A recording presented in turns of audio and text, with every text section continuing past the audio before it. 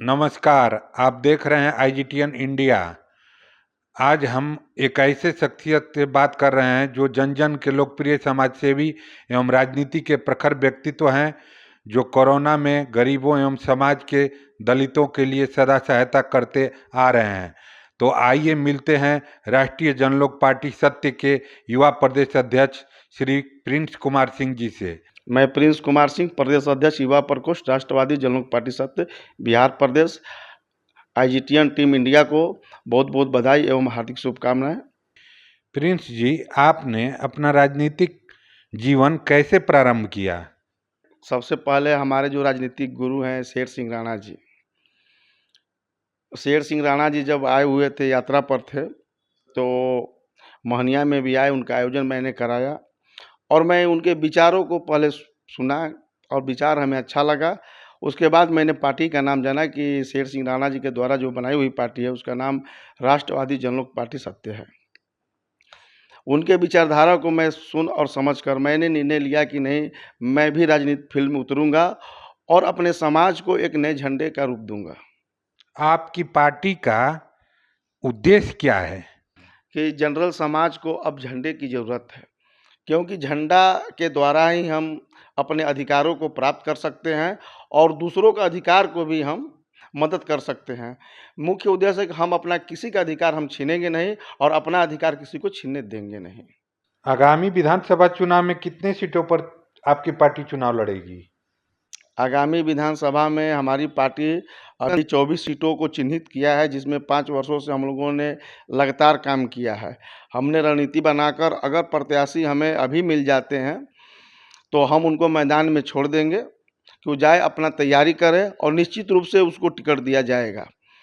क्योंकि जो प्रत्याशी लगन से, तपस्या से, मेहनत से पार्टी के झंडे को जन जन तक पहुंचाएंगे तो सर्वप्रथम टिकट उसी को ही दिया जाएगा। कोरोना काल में आपने लोगों की हर प्रकार से आर्थिक एवं शारीरिक मदद किया। लोगों की सहायता करने की प्रेरणा आपको कहाँ और कैसे मिली? यह प्रेरणा हमारे परिवार से ही है, क्योंकि हमारे जो परिवार में बड़े पिताजी थे और हमारे पापा थे, तो मैं इन लोगों को देखता था कि कोई भी गांव या समाज के लोग हो, जब इनके पास चले आते थे, किसी का शादी लड़की का हो या कुछ भी प्रोग्राम हो, तो ये लोग खुलकर मदद करते थे। तो इन लोगों से ही हमें प्रेरणा मिला कि सामाजिक कार्य किया जाना चाहिए और जब हमारे पास ईश्वर के दया से अगर संसाधन हमारे बराबर लेवल की है, तो कुछ अगर ज़्यादा है तो कुछ समाज में सहयोग करना चाहिए, क्योंकि समाज में बहुत सारी अभी कमियां हैं, बहुत गरीबी है। लोग कैसे जीते हैं उनकी स्थिति को देखकर, तो कमाई का कुछ हिस्सा है, मैं आज भी किसी न किसी माध्यम से लोगों के बीच में सहयोग कर ही देता हूँ। रही बात कोरोना काल की, तो कोरोना काल में हम लोगों ने देखा कि प्रधानमंत्री जी के द्वारा लॉकडाउन अचानक लगा दिया गया। ना उसमें किसी को संसाधन दिया गया, ना कोई साधन था और जो विपक्ष की पार्टियाँ थी, उन्होंने भी अपनी विचारधारा के अनुसार लोगों के बीच में वैमनस्य किया, लोगों में डाल दिया, लोग भागने लगे। भागने के क्रम में हम लोगों का जो जहाँ मेरा शहर है वो NH2 में ही है, यानी जिसको हम लोग शेरशाह सूरी पथ कहते हैं। यहाँ करमनासा बॉर्डर पर लोग पैदल आ रहे थे, हम लोगों ने देखा, तो हमारे टीम के कुछ हमारे भाइयों ने, जैसे अंकुर सिंह है, धीरज तिवारी हैं, मेरे गांव का भगीना है, और चंदन सिंह है कठेज के, और लड़के थे, बावन है यादव नाम का लड़के थे। मतलब 10-12 लड़कों का हम लोगों ने टीम बनाकर कोरोना काल में पहले भोजन का व्यवस्था किए कि लोगों को खाना खिलाया जाए। उसके बाद जब पता चला कि संसाधन की कमी है, तो माननीय मुख्यमंत्री जी ने लोगों से कहा कि हमारे पास उतना संसाधन नहीं है। तब हम लोगों ने फेसबुक के माध्यम से, सोशल मीडिया के माध्यम से आग्रह किए कि ऐसा है कि जो हम लोगों की गाड़ियाँ खड़ी हो गई हैं, उस गाड़ियों को कम से कम इन लोगों की यूज में लाया जाए और सरकार इसकी डीजल की व्यवस्था करे। तो सरकार ने हम लोगों की बातों को सुना और समझा, तो हम लोगों ने पहली बार लोगों को गंतव्य स्थान तक अपने बॉर्डर से भेजने का काम किया। ये हम लोगों को दिल की तसल्ली मिला कि अगर मरना ही है कोरोना में, हम घर में भी देख रहे हैं कि लोग मर जा रहे हैं, बाहर में भी लोग मर जा रहे हैं, रास्ते पर चलते हुए भी लोग उस समय मर जा रहे थे। तो जब सभी लोग मर ही जाएंगे तो फिर हम लोग बचकर क्या करेंगे? तो उस समय हम लोगों ने बढ़ चढ़कर हिस्सा लिया और लोगों का सेवा किया, और इस पर ईश्वर की दया है कि आज भी हम लोग सही सलामत है। इसीलिए मैं सरकार से हमेशा विनती करता रहता हूं कि सबसे पहले गरीबों को देखा जाए। आज भी मैं देखता हूं कहीं कहीं पुल के किनारे, सड़क के किनारे भीख मांगते हुए उन लोगों का ऐसा स्थिति है, दयनीय स्थिति है। लेकिन सरकार के पास ऐसा कोई विभाग नहीं है कि भिखमंगे जो रोड के किनारे, सड़क के किनारे हैं पड़े हुए, उनको कोई स्थान देने के लिए कोई अधिकारी, कोई विभाग नहीं है। जब पार्टी की सरकार आएगी तो निश्चित तौर पे हम इन लोगों को चिन्हित करके इन लोगों को व्यवस्था किया जाएगा। आगामी विधानसभा चुनाव में आपकी पार्टी जीतती है तो जनता के लिए अपना क्या क्या एजेंडा है, दर्शकों को बताइए। अगर हमारी पार्टी चुनकर आती है तो सबसे पहले इसमें जनता देखना है। जनता बहुत प्रकार की जनता है, युवा भी हैं, महिला सुरक्षा भी है, किसान भी हैं, ट्रांसपोर्टर भी हैं, व्यापारी भी हैं। तो मैं इन लोगों के लिए अलग अलग है, जैसे हमारे सब सर्वप्रथम किसान भाई आते हैं, ये भी एक जनता है और इनकी भी बहुत बड़ी समस्या है और पुकार है सरकार से, कई वर्षों से, सदियों से चली आ रही है, लेकिन इनको लॉलीपॉप दिया जा रहा है। मैं बता रहा हूँ कि हमारे किसान भाई जब भी बाजार जाते हैं तो कोई भी खाद हो, बिया हो, डीजल हो या मजदूरी हो, खेत रोपाई का, जोताई का, बुवाई का, उनको नगद देना पड़ता है। जब वो अपने फसल को लेकर बाजार जाते हैं तो सरकार की जो बनाई हुई व्यवस्था है हमें सड़ा हुआ समझ में आता है। किसान जाते हैं, वहाँ के जो अफसर होते हैं ऐसे किसानों को रुला देते हैं। पेमेंट करते समय अगर चेक भी मिल गया तो समय से पेमेंट नहीं मिला, और हमारे जो किसान भाई है उनकी कृषि पर भी, उनके बच्चे को फीस देना है, मेडिकल है, लड़की का शादी करना है, तो सर्वप्रथम हमारी सरकार जब आएगी ना तो किसानों का जो फसल होगा, चाहे वो किसी भी प्रकार का फसल हो, उनके चेक के माध्यम से अकाउंट में उसी समय पेमेंट हो कि वो अब अपना जो हमारे किसान भाई है सर्वप्रथम जो अपनी उनकी जो ज़रूरत की चीज़ें हैं तो उनको जाकर पूरा करें, बाजार से खाली ना लौटे। और उनके जब लौटे हमारे सरकार में बाजार से कुछ भी लेकर जाते हैं तो उनके चेहरे पर मुस्कान होना चाहिए, तब हम समझेंगे कि हमारे पार्टी ने कुछ नई चीज़ों को कहा। अब हमारे युवा भाई पर हम आते हैं। हमारी युवा पीढ़ी बेरोजगार है, शिक्षा के अभाव में अगर उनको क्षेत्र में अपने शिक्षा नहीं मिलता है, प्रखंड में शिक्षा नहीं मिलता है, अपने ज़िले में उनको शिक्षा नहीं मिलता है, तो दूसरे राज्यों में जाते हैं शिक्षा प्राप्त करने, राजधानी में जाते हैं शिक्षा प्राप्त करने। वही शिक्षा अगर हम उनके प्रखंड अगर गांव में कर दें तो अपने गांव घर से सूखा रोटी अपने परिवार के हाथों से खाकर भी कम समय में भी वो अपने शिक्षा को ग्रहण कर सकते हैं। ऐसी अगर हमारी पार्टी आएगी, अगर व्यवस्था बनाएगी, जब हर युवा खुशहाल रहेंगे तो वो खुद ही हमारी पार्टी समझ जाएगी कि नहीं, मैंने जो काम किया वो मेरा काम का सफल रहा। अब रही मुद्दा है हमारे चिकित्सा की। मैं देखता हूँ अपने सदर अस्पताल में, मैं कभी कभी जाता हूँ, कोई भाई रोड पर एक्सीडेंट कर गया तो मैं उसको इलाज कराने के लिए जाता हूँ। मैं देखता हूँ कि यहाँ की जर्जर स्थिति है। मैं पेपरों में पढ़ता हूँ ट्रामा सेंटर, तो यह सेंटर, यह उद्घाटन, हमें बहुत दुख होता है कि हमारा इलाज किसी दूसरे प्रदेशों में होता है और वहाँ की जो सरकारें हैं हम लोगों पर लांछन लगाती है, और जो हमारी सरकार है वो क्या करती है कि साधन को भी बंद कर दीजिए, नहीं आप पटना आओ।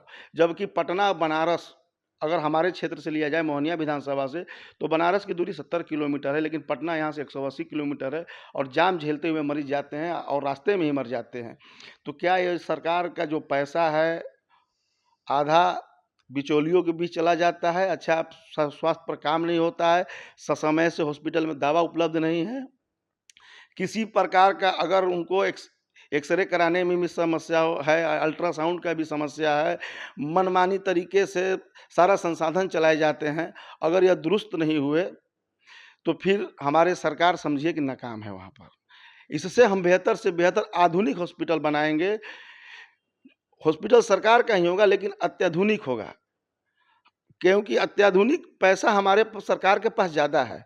प्राइवेट कितने उन लोगों के पास पैसा है, हज़ार करोड़ के मालिक होंगे, लेकिन सरकार अरबों की मालिक होती है।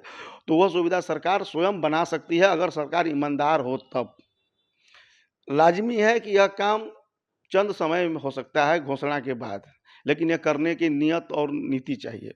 एक जनता हमारे महिला होती है। सर्वप्रथम छात्राओं की बात करेंगे। हमारे जो छात्राएँ हैं, जो बालिकाएँ हैं, वो शिक्षा पाने के लिए अन्य प्रदेशों में भी जाती हैं, अपने सिटी में भी जाती हैं गाँव छोड़कर। लेकिन मेरा मानना है कि अगर वो परिवार घर छोड़कर शिक्षा प्राप्त करने जा रही है, उसकी सुरक्षा का कोई मायने नहीं है। अगर हमारी सरकार जिला लेवल से लेके प्रखंड लेवल तक, उच्च विद्यालय तक अगर परिवहन का अगर सुविधा प्रदान कर दे सरकार के द्वारा, तो हमारी बेटियाँ सुरक्षित भी रहेंगी, अपने घर रहेंगी। किसी अन्य जगहों पर जाकर उनको शिक्षा प्राप्त करने की ज़रूरत नहीं पड़ेगी, क्योंकि उनकी ट्रांसपोर्ट की सर्वप्रथम सुविधा सरकार को देनी चाहिए, और हमारी सरकार आएगी तो ये निश्चित तौर पर देगी। और महिला सशक्तिकरण की बात है, मैं देख रहा हूँ कि महिला जो सरकार ने जीविका दीदी बनाए हैं, मैंने मोदी जी के कार्यक्रम में मैं देखा, मीडिया के माध्यम से सुना कि उनको ज़बरदस्ती रैलियों में भेजा जा रहा है। क्या यही महिला सशक्तिकरण है सरकार के द्वारा? हमारी महिला कब सुरक्षित होगी? आज 20 सालों की सरकार है, गुंडई चरम पर भी है। आप देखिए, आए दिन गोलियां चल रही हैं बिहार में, तो कौन सुरक्षित है? तो इसलिए महिलाओं को सबसे अधिक सुरक्षित करने की ज़रूरत है, क्योंकि स्त्री का सम्मान और स्त्रियों का जो परिवेचना है, हम सभी नहीं कर सकते। उनका कौन सा रूप है, हम अभी तक जान नहीं पाए। इसलिए जब स्त्री को माँ शक्ति दुर्गा कहते हैं, तो माँ दुर्गा शक्ति को बचाना हमारा स्वधर्म है। आपके अपने शहर मोहनिया नगर के लिए आप क्या सोच रखे हैं, दर्शकों को बताएं। हमारे शहर का सबसे बड़ी समस्या है जाम। मैं एक राष्ट्रीय पार्टी का नेता हूँ, और मैं प्रदेश में मेरा पद है। हो सकता है कि अन्य प्रदेश के भी लोग कभी हमसे मिलने आए, तो यह देखेंगे कि इस राजनीतिक दल का सरकार है, और यहाँ का शहर इतना गंदा है कि कोई ना कह सके। मैंने कुछ दिन पहले मैं चांदनी चौक का वीडियो डाला था जल जमाव का। तो मैं सोचता हूँ कि स्वच्छ मोहनिया हो, सुंदर मोहनिया हो, तो सबसे पहले हमारी मोहनिया को जाम की समस्या है। आए दिन प्रतिदिन जाम लगा रहता है। तो यह इसकी जो समस्या का समाधान है कि मोहनिया को बाईपास चाहिए। लेकिन यहाँ 5 वर्ष हो गया बाईपास माँगते-माँगते। उससे पहले पूर्व विधायक भाजपा के ही थे निरंजन राम जी, उन्होंने भी क्या किया, सभी ने देखा कि बाईपास के लिए कोई मांग इन लोगों का नहीं रहा। आज फिर चुनाव है, संगीता जी भी आज भाजपा की विधायक हैं, इनकी सरकार भी है। इन्होंने मोहनिया भभुआ बाईपास के लिए इनकी क्या योजना बनी? नगर पंचायत मोहनिया विधानसभा शहर के अंतर्गत आता है, और यह कैमूर जिले का हृदय स्थली है, और हमारा गृहस्थल है। मैं यहाँ का मिट्टी में जन्मा हुआ हूँ, तो जाहिर सी बात है कि हम अपने शहर को स्वर्ग बनाने से कम कसर नहीं छोड़ेंगे, क्योंकि हमारे शहर में सुंदर अस्पताल हो, आधुनिक विश्वविद्यालय हो, और हमारे में महाविद्यालय हो, आईआईटी कॉलेज हो, कि हमारे शहर के जो बच्चे हैं वो दूसरे शहर में शिक्षा प्राप्त और चिकित्सा के लिए हमारे शहर की जनता न जाए।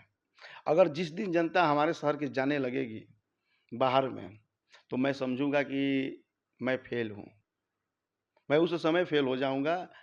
नहीं तो मोहनिया इतना सुंदर बनेगा कि आपको लगेगा कि नहीं, मैं किसी अच्छे पर शहर में हूँ, किसी अच्छे व्यक्ति वाला यह शहर है। यहाँ शांति होनी चाहिए, और गुंडागर्दी तो बिल्कुल नहीं चलेगी।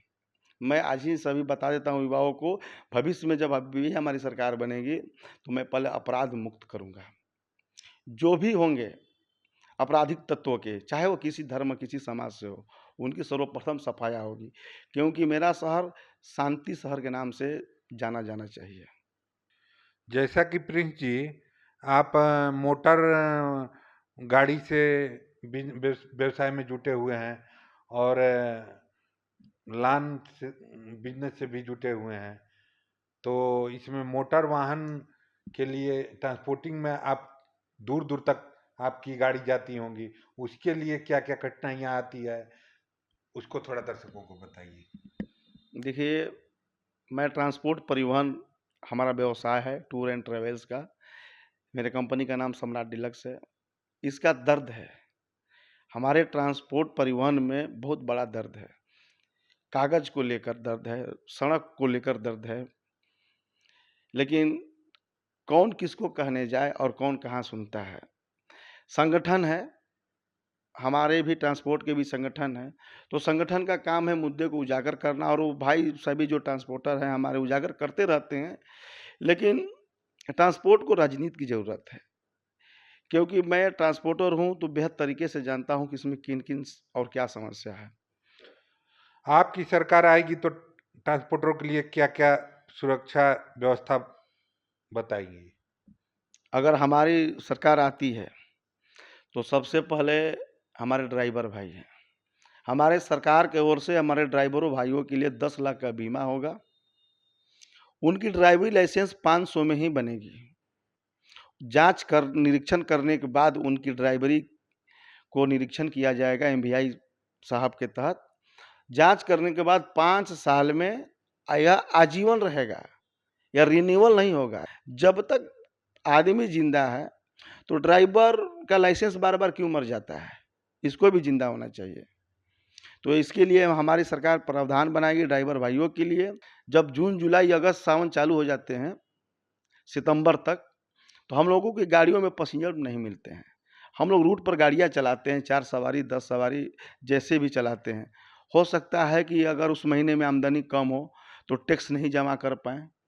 जब टैक्स नहीं जमा करते हैं तो सरकार 2 गुना फाइन करती है, 3 गुना फाइन करती है, 4 गुना फाइन करती है, और हमारी सरकार आएगी तो इस फाइन को रोक देगी कि 4 महीने का हम सहूलियत देंगे कि हमारे जितने ट्रांसपोर्ट भाई हैं बरसात के मौसम पार करने के बाद उनका वो पैसा अपना जमा करेंगे, उनके ऊपर कोई अतिरिक्त चार्ज नहीं होगा। जो अगली प्रक्रिया हमारी है, परमिट की प्रक्रिया है। ऑल इंडिया परमिट के ऊपर भी फाइन मार देते हैं कि यह नियम है, इस तरह का नियम है।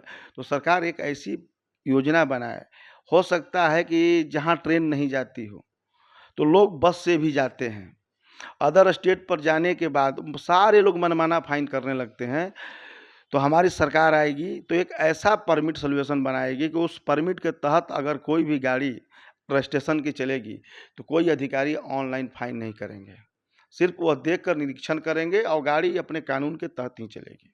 राष्ट्रीय राजपा पार्टी के प्रदेश अध्यक्ष ने सारी बातें बताई कि वर्तमान सरकार क्या क्या सुविधाएं दे रही है, क्या क्या नहीं दे रही है, और हमारी सरकार अगर बिहार इस विधानसभा में सीट चुनाव जीतती है, लाती है, तो लोगों के लिए हम लोग क्या क्या करेंगे। आप काराकाट लोकसभा का चुनाव जब लड़ रहे थे तो आप पर आरोप लगा था कि आप पैसा लेकर पवन सिंह फिल्म अभिनेता से चुनाव में बैठने का काम किए हैं। इस पर आप लोगों को क्या संदेश देंगे। यह बात हमें भी है कि बहुत लोग आरोप लगाते हैं कि मैं पैसा लेकर पवन सिंह से बैठ गया। कोई साबित कर दे अगर इस बातों को, तो मैं राजनीति करना ही छोड़ दूं। हम लोगों के बीच में बात हुई, हमने तैयारी किया। 2 साल पहले से मैं लगातार फील्ड में था। मैं लोगों को जोड़ रहा था, अपने झंडे की पहचान बता रहा था, पार्टी के बारे में बता रहा था, हमारे पार्टी के राष्ट्रीय संयोजक शेर सिंह राणा जी के व्यक्तित्व के बारे में बता रहे थे। हम अपने झंडे की प्रचार कर रहे थे, और हमें मालूम नहीं था कि चुनाव लड़ने भाई पवन हमारे चले आएंगे। जब पवन भाई को नामांकन करने से पहले 2 दिन हम लोगों के साथ वार्ता हुई और कुछ टीम हमारे होटल पर भी आई। तो हम लोगों से बात हुआ तो सभी लोगों ने बोले कि भाई आप बैठ जाइए या तो मैं बैठ जाता हूँ। पवन भाई ने इतना कहा, अगर आप जीत सकते हैं तो आप लड़िए, अगर हम जीत सकते हैं तो हमको लड़ने दीजिए, आप हमारा समर्थन कर दीजिए। मैंने कहा कि भाई ठीक है, हम समर्थन कर देंगे। तो भी उसी बीच में से कोई बोला, भैया अगर आपका जितना पैसा खर्च हुआ है तो हम लोग लौटा सकते हैं। बोले कि नहीं, मैं पवन सिंह या किसी भी राजनीतिक दल से पैसा लेने के लिए मैं अपना प्रचार नहीं किया हूँ। मैं जानता हूँ कि हमारी दल बिना गठबंधन की है और मैं चुनाव लड़ रहा हूँ, तो हमें अच्छी तरह से पता था कि हमारे पास ना एमएलसी हैं, ना विधायक हैं। फिर भी मैं डायरेक्ट लोकसभा का लड़ने का मतलब ये था कि मैं 6 लोक विधानसभा में अपने पार्टी का विस्तार करूँ। मैं उसी बहाने दौड़ रहा था और पैसा लगा रहा था। तो पैसा लगाने का मकसद था कि पार्टी का विस्तार करना, ना कि पवन सिंह आए तो उनसे पैसा लेना, उपेंद्र कुशवाहा जी आए तो इनसे पैसा ले लेना। आरजेडी वाले बोले कि प्रिंस जी बैठ जाइए, या आप चुनाव लड़िए, हमसे 1 करोड़ ले लीजिए कि आप राजपूत वोट बैंक को काटिएगा तो हम चुनाव जीत जाएँगे। तो ऐसी कोई बात नहीं थी, क्योंकि पार्टी एक विचारधारा होती है, वो सभी समाज को आगे बढ़ाने का काम करती है और उनके साथ चलने का काम करती है पार्टी। तो हम उसी विचारधारा को साथ लेकर चल रहे थे। बीच में भाई पवन सिंह आए, हम सभी लोगों ने उनका सम्मान किया भाई। तो हम पवन बड़े भाई के सम्मान में हमने चुनाव नहीं लड़ा। अगर जो व्यक्ति आरोप लगाते हैं तो वो साबित कर दे, मैं राजनीति छोड़ दूंगा। अभी मैंने प्रिंस कुमार जी से बात किया और ये अपनी पार्टी के बारे में राय रखी कि हमारी पार्टी अगर बिहार विधानसभा चुनाव में आती है तो हम लोग क्या क्या करेंगे, हमारी क्या क्या मुद्दे होंगी। तो आज की विशेष वार्ता में इतना ही। आगे फिर मुलाकात होगी। आप देखते रहें IGTN इंडिया। नमस्कार।